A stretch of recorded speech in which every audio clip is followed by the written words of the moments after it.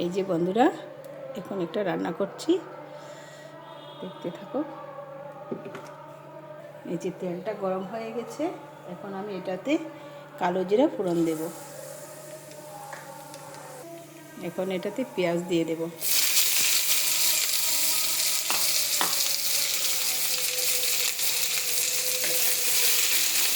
পেঁয়াজটা অল্প ফ্রাই হয়ে যাবে, তারপর টমেটো আর কাঁচা লঙ্কা দেব। পেঁয়াজটা ফ্রাই হয়ে গেছে, এখন আমি টমেটো আর কাঁচা লঙ্কাটা দিয়ে দিলাম। এটা খুব একটা ভাজা করতে হবে না, কারণ এখানে আমি ঝিঙা দিয়ে বানাবো।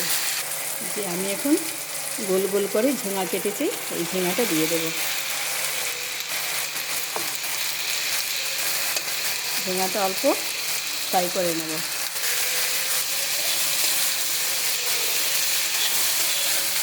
এখন নুন, হলুদ, একটু শুকনো লঙ্কার গুঁড়ো, ধনে, জিরে সব দিয়ে দেবো একসঙ্গে, একটু একটু করে দেবো।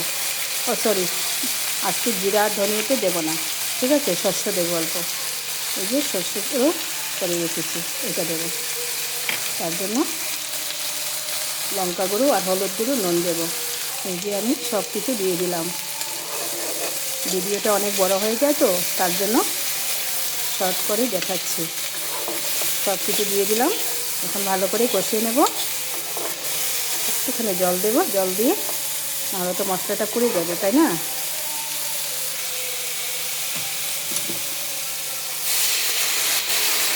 একটুখানি জল দিয়ে কষিয়ে নেব।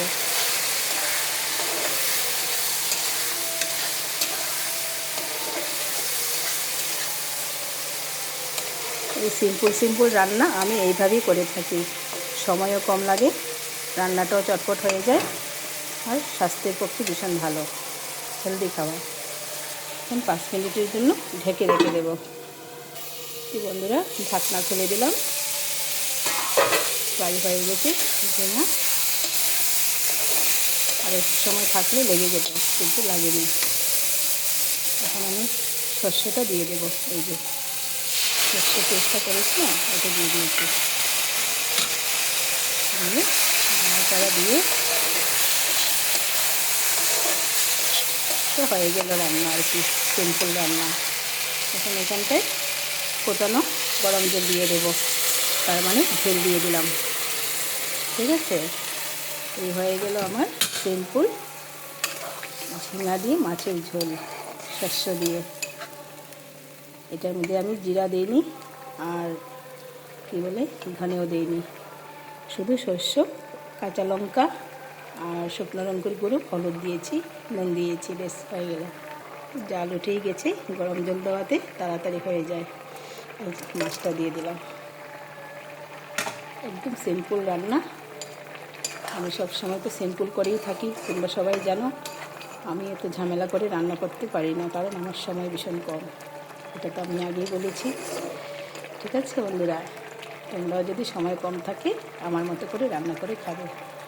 তাহলে এখানটা রেখে দিলাম, এখন ঢাকা দিয়ে রেখে দেবো, 5 মিনিট হয়ে যাবে।